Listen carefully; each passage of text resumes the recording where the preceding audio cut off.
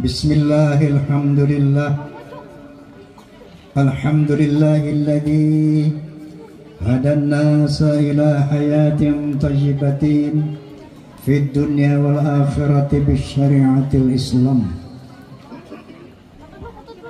Asyhadu an la ilaha illallah wahdahu la syarika lah dzul jalali wal ikram. Wa asyhadu anna sayyidana wa nabiyyana Muhammadan abduhu wa rasuluh sayyidil arabi wal ajab.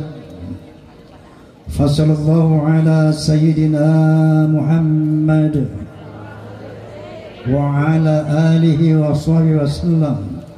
Amma ba'd.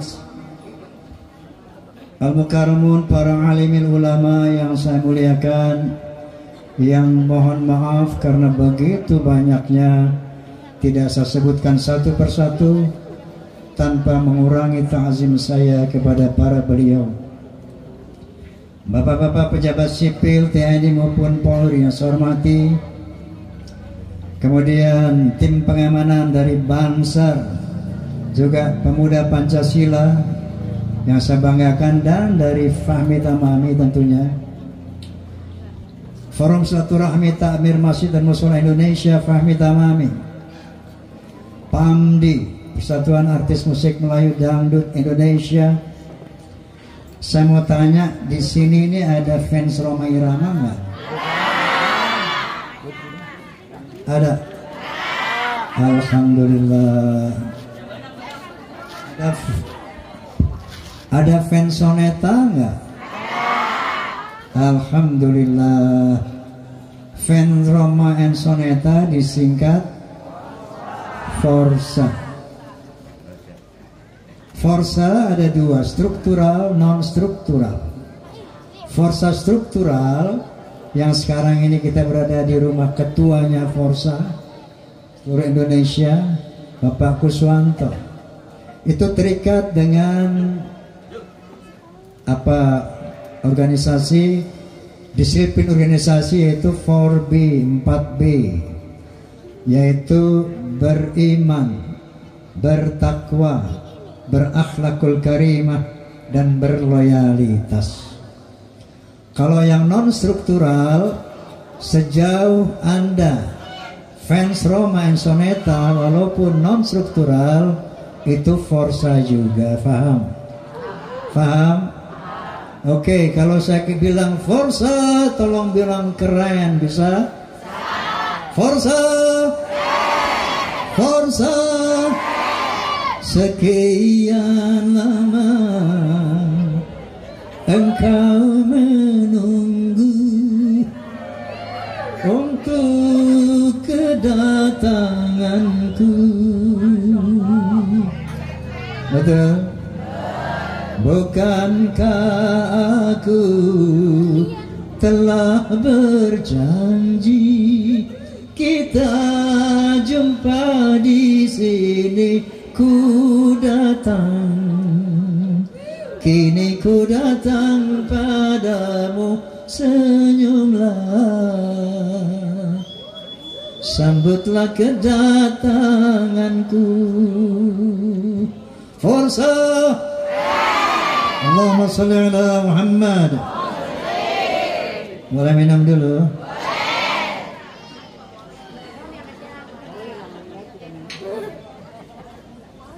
Qala ta'ala, wal mu'minuna wal mu'minatu ba'duhum 'ala ba'd ya'muruna bil ma'ruf wa yanhauna 'anil munkar wa yuqimuna as-shalah wa yu'tuna az-zakah wa yuti'una Allah wa rasulahu. Bahwa orang-orang beriman laki-laki, orang-orang beriman perempuan itu ba'duhum awliya'u ba'd, satu sama lain saling mendukung, bahu membahu, dalam rangka apa? Menegakkan amar ma'ruf wa nahi mungkar.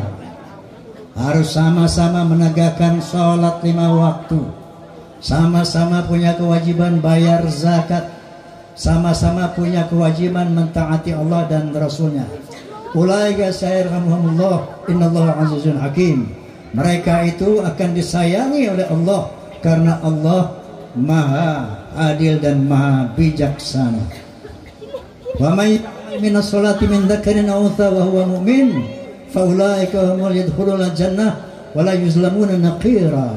Atau kama qala Rasulullah sallallahu alaihi wasallam, barang siapa yang melakukan hal-hal yang baik, entah dia laki-laki muslim atau perempuan muslimah, maka mereka akan masuk surga dan tidak akan dizolimi sedikit pun. Amin Allahumma. Kita malam ini memperingati Maulid Nabi Muhammad SAW. Tentunya sudah keberapa ratus kali mungkin ya Bapak. Ibu udah berapa ratus kali Maulid? Puluhan kali? Hah? Ada 5 kali? 10 kali? 20 kali? 50 kali? 100 kali? Udah taat kepada Nabi? Apa tujuan Maulid ini? Dalam rangka pertajam, memperjelas, mengetahui siapa Rasulullah Sallallahu Alaihi Wasallam, sehingga dengan demikian akan muncullah kekaguman kita, akan muncullah cinta kita, dan akhirnya akan muncul ketaatan kita kepada beliau Sallallahu Alaihi Wasallam. Oleh karena itu Allah Subhanahu Wa Taala berfirman, A'udzu billahi minasyaitonir rajim. Bismillahirrahmanirrahim.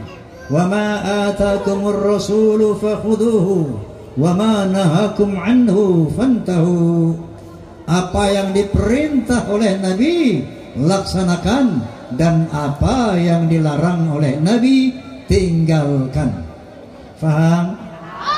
Wa qala ta'ala aidan, qul in kuntum tuhibbunallah fattabi'uni yuhibbukumullah wa yaghfir lakum dhunubakum wallahu ghafurur rahim. Katakan ya Muhammad kepada manusia, kalau kamu cinta kepada Allah, maka taatlah kepada Muhammad. Kalau kamu taat kepada Muhammad, maka Allah akan mencintai kamu dan akan mengampuni dosa-dosamu. Faham? Faham? Sudah taat kepada Nabi? In progress. Amin. Nah, semoga semakin sering kita menghadiri Maulid, semakin muncul kecintaan, ketaatan kita kepada Nabi, dan akhirnya kita akan melaksanakan apa yang diberitakan Nabi, apa yang dilarang oleh Nabi Sallallahu Alaihi Wasallam. Baik, saya akan mulai dari biografi singkat beliau Sallallahu Alaihi Wasallam.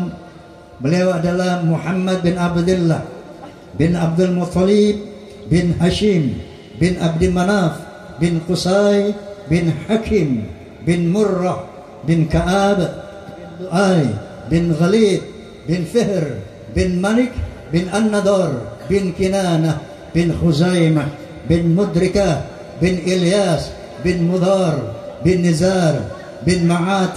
Nasab beliau selanjutnya tersambung kepada Nabi Ismail alaihissalam bin Nabi Ibrahim dengan haplogrupnya J1. Faham? Faham? Beliau dilahirkan pada hari mesti hafal kamu. Lahir pada hari Senin, tanggalnya 12 bulannya Rabiul Awal, tahunnya tahun apa? Tahun gajah, bukan tahun macan. Kenapa dikatakan beliau lahir pada tahun gajah? Ketika tentara gajah di bawah pimpinan Raja Abraha dari San'a, negeri Yaman, datang ke Makkah, tujuannya memeruntuhkan Ka'bah. Kenapa? Karena Abraha dari Yaman ini cemburu, iri, dengki terhadap Ka'bah, karena Ka'bah banyak dikunjungi oleh kabilah-kabilah dari berbagai macam penjuru dunia, sementara kota suci mereka sepi dari kunjungan umat. Makanya Abraha, raja dari Yaman ini, mau meruntuhkan Ka'bah. Faham? Faham? Berhasil atau tidak? Berhasil atau tidak? Digagalkan oleh Allah Subhanahu wa taala. Ada sejarahnya diabadikan oleh Subhanahu wa taala dalam surat apa?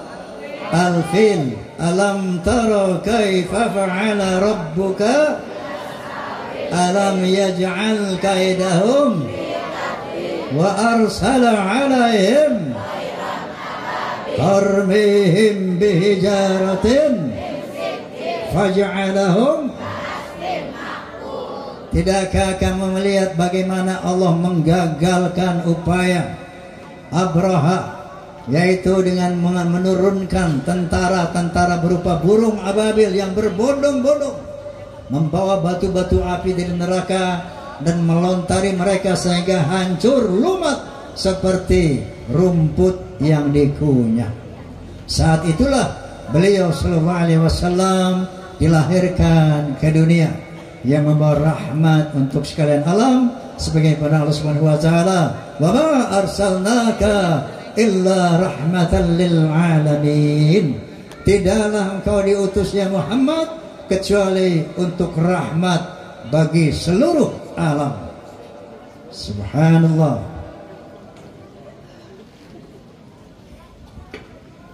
Kemudian tadi telah dijelaskan dari 124.000 nabi ada 313 rasul. Beliau adalah nabi dan rasul yang teragung.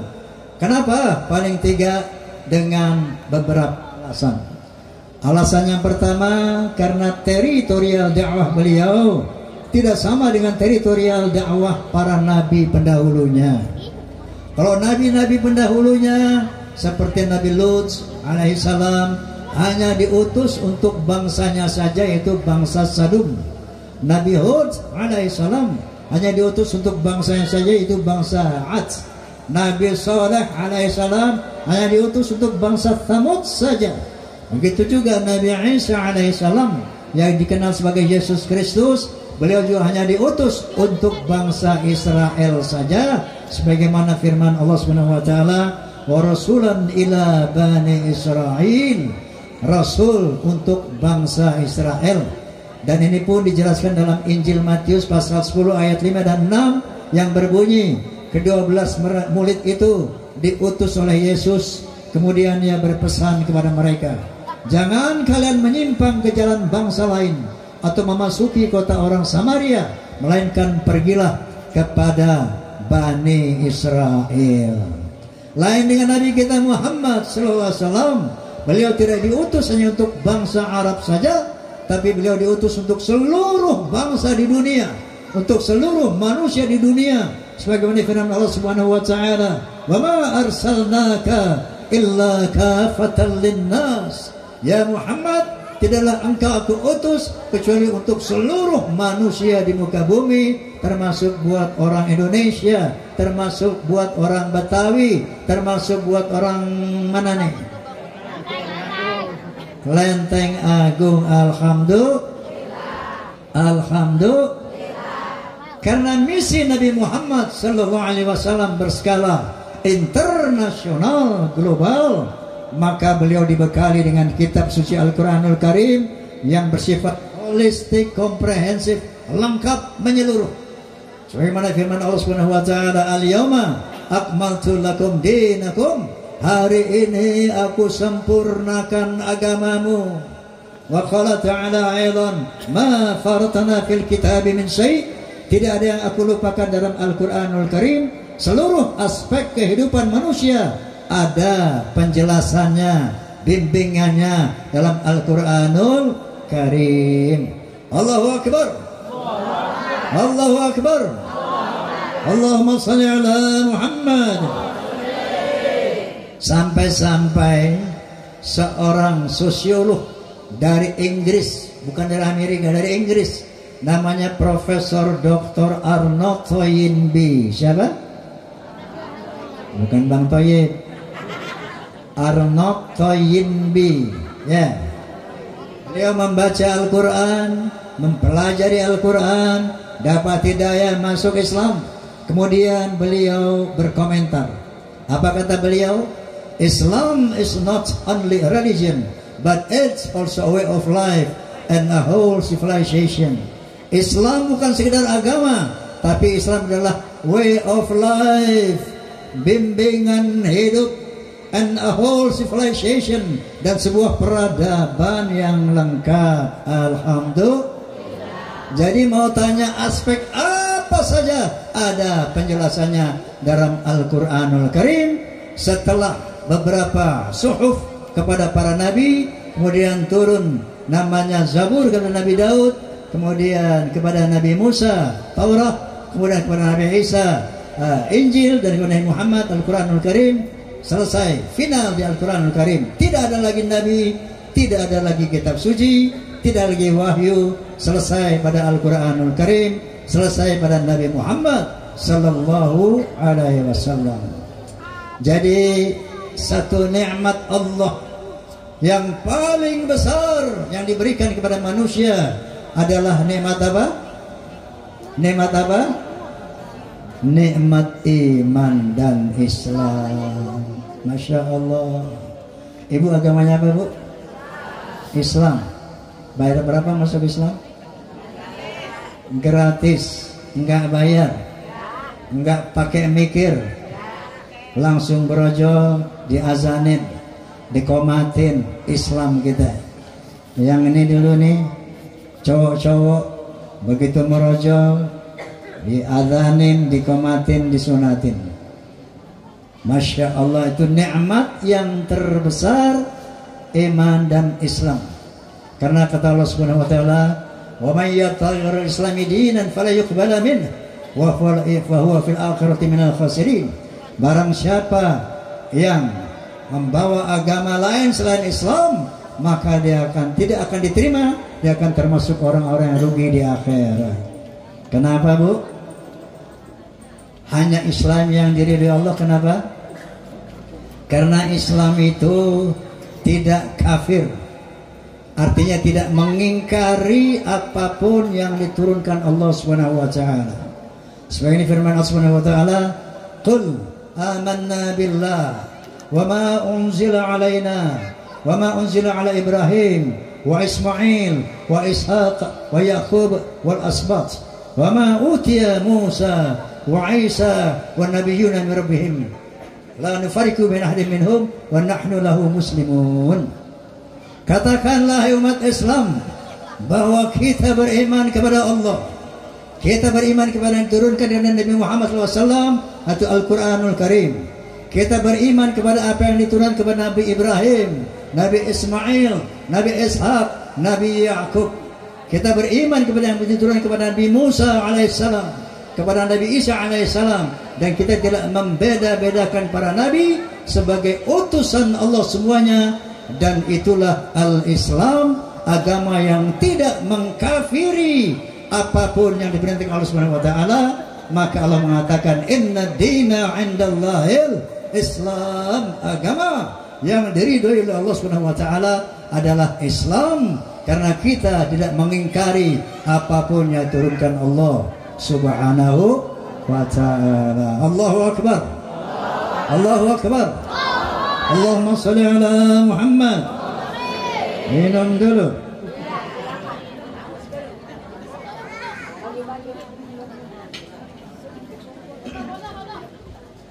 Nah, sekarang lagi rame masalah nasab. Masalah apa? Nasab. Buat cerita? Boleh saya cerita? Ini true story. True story. Pengalaman hidup saya. Ya, ketika saya berusia 20 tahun, berapa tahun yang lalu tuh? Sekarang usia saya kan 37. Salah. Usia saya sekarang 78, insya Allah Desember nanti. Ya, kalau mau ikut memeriahkan ulang tahun Roma yang ke 78, nonton Indosiar aja. Tanggal 11 Desember. Oke. Nah, usia sekarang saya 78. Saya punya pengalaman umur 20 berapa tahun, 20 tahun yang lalu ini. 58 tahun yang lalu. Saya lagi ceramah bersama satu orang Ba'alawi Habib. Tempatnya di Masjid Ar-Rahmah, Tebet Timur, Jakarta Selatan. Nanti boleh cek nanti itu ya. Ada Masjid Ar-Rahmah di Tebet Timur, Jakarta Selatan. Ini tempat saya masih kecil main di situ. Ngaji di situ, belajar di situ. Ya sampai saya bisa ceramah di masjid itu. Satu saat ada acara maulid kayak begini. Tiba-tiba giliran satu orang Ba'alawi Habib pidato begini. Hei, kalau ada Habib yang mabuk-mabukan, kalau ada Habib yang berzina, kalau ada Habib yang berjudi, jangan kata apa-apa. Dia pasti ahlu surga. Kenapa? Karena kakeknya Nabi Muhammad SAW pemegang kunci surga. Pasti nanti semua cucu-cucunya masuk surga. Jadi kalau ada Habib yang mabuk, yang mencuri, jangan kata apa-apa. Mereka adalah ahli surga. Saya kaget dengar itu, Bu. Kenapa kaget? Loh kok nggak cocok sama yang gue baca di Quran nih? Nggak cocok yang saya baca dalam hadis-hadis. Kan Al-Quran mengatakan, A'udzubillahi minasyaitonirrajim, Bismillahirrahmanirrahim. Ya ayuhan nas, inna khalaqnakum min dzakari wa untha, wa ja'alnakum syu'uban wa qabaila lita'arafu, inna akramakum 'indallahi atqakum. Yang artinya, hai manusia, sesungguhnya aku telah menciptakan kamu dari seorang laki dan perempuan. Dari dua orang ini aku ciptakan kau menjadi bangsa-bangsa. Dari bangsa-bangsa aku menjadikan kau bersuku-suku. Contohnya Indonesia yang mempunyai suku bangsa 700 kurang lebih. Ada Sunda, ada Jawa, Aceh, Padang, Batak, dan banyak lagi yang lainnya. Betul? Dari sebuah bangsa aku jadikan kamu bersuku-suku. Lalu apa kata Allah? Lita'arafu. Notabene berbeda bahasa, budaya, bahkan agama. Tapi apa kata Allah? Lita'arafu. Saling mengenalah. Lita'arafu. Saling menghormatilah. Inna akramakum 'indallahi atqakum. Sesungguhnya ketinggian derajatmu di sisi Allah adalah takwamu. Faham? Faham? Ditegaskan lagi oleh Nabi SAW, la fadla li'arabiyyin 'ala ajamin illa bitaqwa. Tidak ada kelebihan bangsa Arab dari yang bukan Arab kecuali takwa. Apalagi dari orang Yaman. Dari Arab saja kata Nabi, la fadla li'arabiyyin 'ala ajamin illa bitaqwa. Tidak ada kelebihan bangsa Arab dari yang bukan Arab kecuali takwa. Wa qala Nabi sallallahu alaihi wasallam aidan, al jannatu lil muttaqina walau kana 'abdan habasyian wan naru lil asina walau kana sayyidan quraisyan hashimian. Surga itu tempat orang yang bertakwa walaupun dia budak dari bangsa Habsyi. Contohnya Bilal bin Rabah. Dia budak tapi direkomend oleh Nabi, dia adalah ahli surga. Lalu an-naru lil asina walau kana sayyidan quraisyan hashimian. Dan neraka itu buat orang-orang yang ahli maksiat walaupun dia sayyid bangsa Quraisy, Bani Hashim dan sebagainya. Jadi tidak ada yang namanya zuriyah Nabi itu pasti masuk surga, tidak ada. Faham? Bahkan Nabi menegaskan dengan tegas sekali, "Lau anna Fatimah binta Muhammadin sarqat laqata'tu yadaha." Seandainya Fatimah binti Muhammad mencuri, aku potong tangannya. Faham? Faham? Jadi ketinggian manusia di sisi Allah hanya takwa semata-mata. Coba kita lihat dalam Al-Quranul Karim. Anak Nabi aja masuk neraka. Nabi siapa? Nabi Nuh. Bapaknya Nabi masuk neraka. Nabi siapa? Nabi Ibrahim. Istrinya Nabi masuk neraka. Nabi siapa? Nabi Lut. Pamannya Nabi Abu Jahal, Abu Lahab masuk neraka. Lalu elu siapa? Hei, hei, ente siapa? Masya Allah. Nah ini akhirnya saya terpanggil untuk merenungkan ini. Setelah saya bicara begitu, saya dipanggil besoknya sama seorang ba'alwi sepuh, satu alim. Dipanggil, Oma, ente ngomong apa kemarin di masjid? Saya jelasin, begini Beb, karena ada satu Habib ngomong begini, kemudian saya counter, saya bantah Beb dengan qala ta'ala bla bla bla bla, qala nabi bla bla bla bla. Mohon koreksi Beb, apa yang ente bilang benar, enggak salah, tapi ane mohon dengan hormat, jangan ucapan itu diulang-ulang lagi di mana-mana. Jangan ngomong lagi kayak begitu, karena tidak bagus untuk ukhuwah Islamiyah. Ini pesan Habib sepuh itu. Dari situ baik, insya Allah saya simpan di perut saya sampai 50 tahun. Walaupun selama 58 tahun itu saya melihat khurafat-khurafat yang mereka tebarkan, saya tahan. Saya melihat khurafat yang mereka tebarkan, seperti contoh itu yang namanya Imamul Faqih Muqaddam bisa mi'raj 70 kali satu malam. Sementara Nabi Muhammad hanya diizinkan Allah 1 kali seumur hidup. Ini betul-betul penghinaan terhadap Nabi SAW. Rasulullah cuma 1 kali mi'raj, tapi mereka bisa bilang, hei leluhur kami, mi'raj itu 70 kali satu malam. Ada yang bilang juga, leluhur kami bisa memadamkan api neraka dengan kelingking. Leluhur kami bisa menurunkan rantai emas dari langit. Macam-macam khurafat saya tahan. Masya Allah, kok makin rusak ini akhlak ini. Sampailah satu saat saya membaca tesis Kiai Haji Imaduddin Utsman yang sangat mengejutkan umat Islam, sangat mengejutkan bangsa Indonesia. Ternyata beliau ini adalah dulu yang membuat nasab Ba'alawi nyambung ke Ba'udillah dulu. Ini yang namanya Kiai Haji Imaduddin. Saya nggak kenal beliau, nggak kenal. Begitu saya dengar di YouTube penjelasannya, saya amati. Menurut beliau yang namanya Ubaidillah, yaitu yang namanya zuriyah Nabi yang diakui oleh kelompok Ba'alawi ini adalah turunan Ahmad bin Isa. Ahmad bin Isa ini turunan Nabi asli yang ke-8.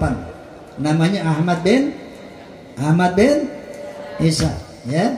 Itu menurut penelitian beliau dari abad ke-4, abad ke-5, abad ke-6, abad ke-7, abad ke-8, abad ke-9 awal, Ahmad bin Isa hanya punya anak 3, yaitu Muhammad, ya, kemudian Ali dan Husain. 3. Abad 4, 5, 6 sampai 9, anak Muhammad bin Isa hanya 3, yaitu Muhammad, Ali dan Husain. Tiba-tiba pada abad ke-9 akhir muncul anak yang ke-4 namanya Ubaidillah. Saya mau tanya, masuk akal apa enggak? Masuk akal apa enggak? 550 tahun anaknya cuma 3. Tiba-tiba di ujung muncul anak yang ke-4 Ubaidillah. Nah ini yang pertama. Kedua, tidak hanya Kiai Imaduddin yang meneliti nasab, bahwa ada Kiai Nur Ihya juga peneliti nasab menyatakan yang sama, bahwa Ubaidillah bukan zuriyah Nabi SAW. Ada juga Kiai Ibadillah dari Rembang, ya, juga menyatakan bukan. Ada juga Kiai siapa itu, Masya Allah, udah banyak yang meneliti.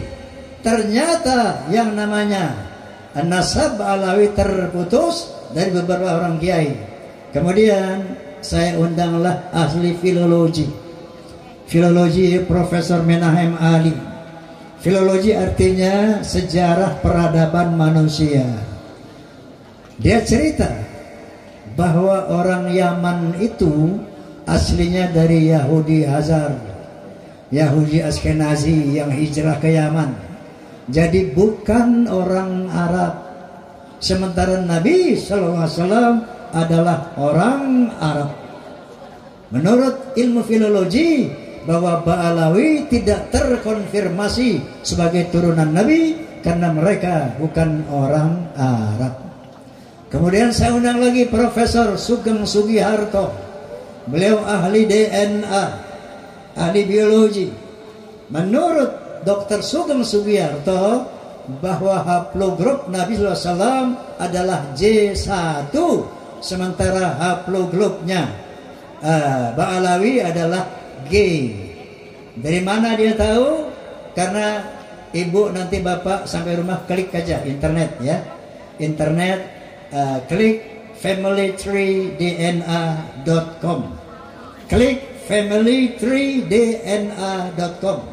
Itu keluar itu orang-orang Yaman, kaum Ba'alawi, ada 180 orang. Beberapa orang dari Indonesia, haplogrupnya adalah G. Sementara haplogrupnya B adalah apa tadi?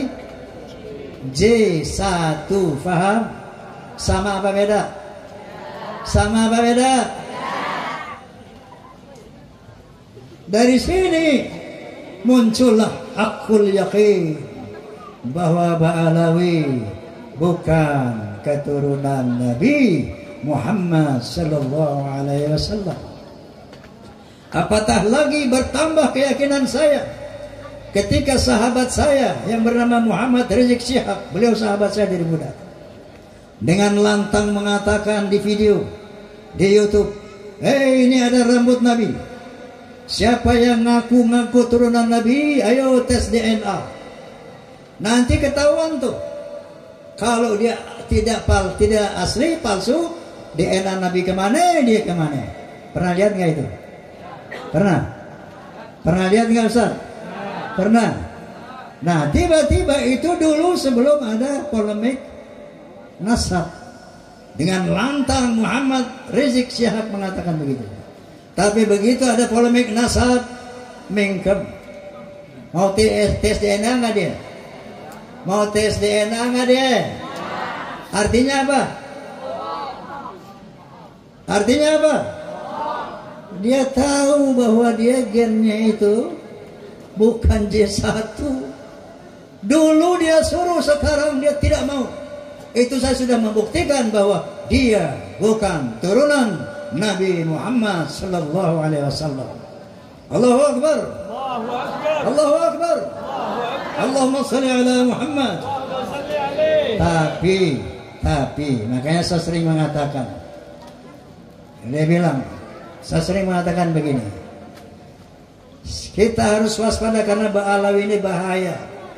Kalau saya mau aman dan nyaman bu, gue kan superstar, betul nggak? Gue kan raja dangdut, betul nggak? Kalau cuma mau hidup nyaman dan aman, ngapain gue ngitun ngutak-ngatik begini? Betul? Dengan gue kutak-katik begini, wow, banyak dibully, banyak diserang. Tapi kenapa saya mau terjun dalam polemik nasab? Saya membaca satu ayat Allah Subhanahu wa taala. A'udzubillahi minasyaitonir rajim. Bismillahirrahmanirrahim. Wal takum minkum ummatun yad'una ilal khair wa ya'muruna bil ma'ruf wa yanhauna 'anil munkar wa ulaika humul muflihun. Hendaklah ada di antara kamu, hai umat Islam, yang selalu menyeru kepada kebaikan, selalu menyeru kepada yang ma'ruf dan mencegah kemungkaran. Itulah orang-orang yang beruntung. Saya terpanggil dengan ayat ini. Saya terpanggil dengan firman ini. Kenapa? Saya melihat kemungkaran yang sistematis dilakukan oleh Ba'alawi.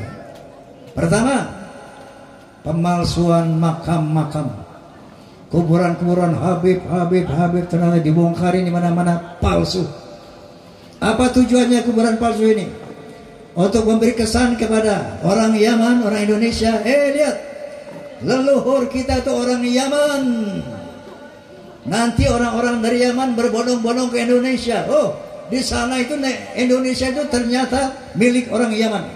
Lihat tuh kuburan-kuburan kakek kita, turunan-turunan leluhur kita, malsuin kuburan. Yang kedua, memasukkan sejarah Indonesia. Pahlawan-pahlawan Indonesia diklaim semuanya Ba'alwi.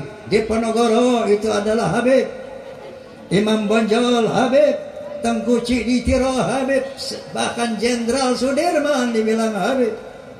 Semua pahlawan nasional diklaim. Pembelokan sejarah. Kemudian ada lagi yang provokasi-provokasi, agitator-agitator.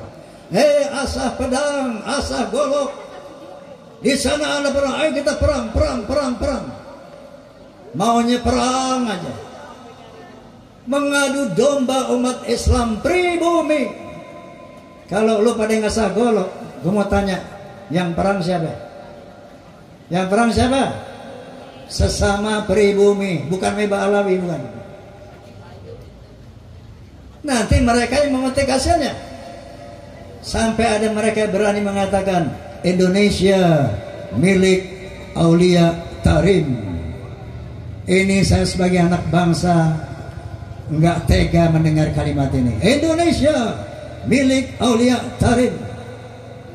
Inilah penjajah berjubah. Oleh karena itu saya siap dibully, bahkan siap dipersekusi, siap menerima apapun demi menjaga Islam, umat Islam Indonesia, demi menjaga Republik Indonesia dari penjajah berjubah. Faham? Faham? Last but not least, Rasulullah SAW itu punya spesifikasi, ditugaskan oleh Allah Subhanahu Wa Taala, yaitu di samping menyampaikan kalimat tauhid, yaitu membangun akhlak.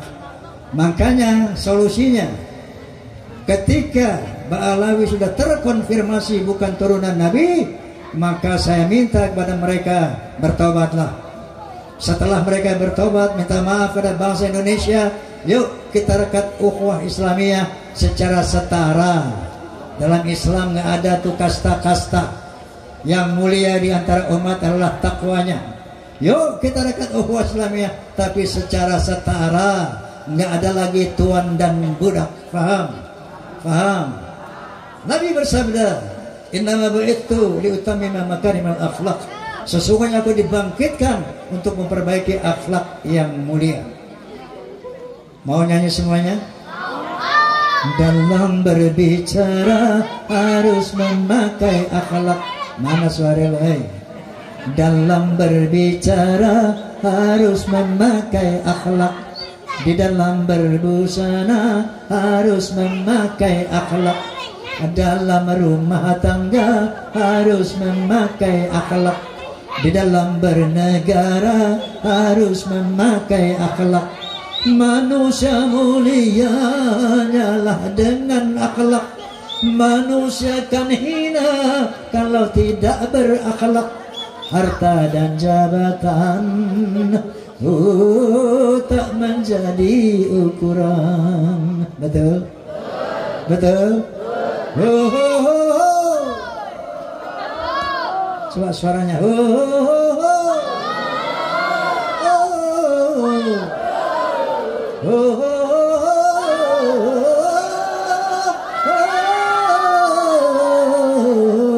Coba.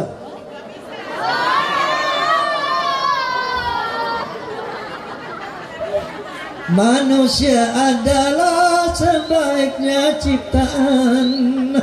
Akhlak membedakan manusia dan hewan. Karena hewan tidak punya keimanan dan tidak punya pemikiran. Hidup bebas tidak terikat oleh hukum dan juga peraturan. Dararam daram daram dam, dararam daram daram, dararam daram daram dam, dararam daram daram. Dalam pergaulan harus memakai akhlak. Di dalam persaingan harus memakai akhlak. Dalam perjuangan harus memakai akhlak. dalam pemerintahan harus memakai akhlak. Kehidupan indah hanyalah dengan akhlak, damai dan sentosa hanyalah dengan akhlak. Kalau tak berakhlak, coba bayangin, kalau kehidupan di negara ini kalau tak berakhlak, apa jadinya? Oh, negara jadi rusak. Ayo berakhlak. Dararang darang darang darang darang darang darang darang darang darang darang darang darang. Assalamualaikum warahmatullahi wabarakatuh.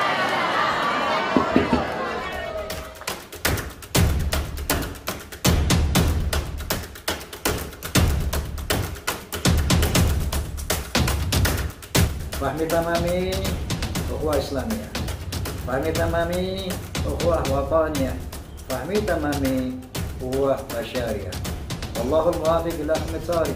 Billahi taufiq wal hidayah. Wassalamualaikum warahmatullahi wabarakatuh.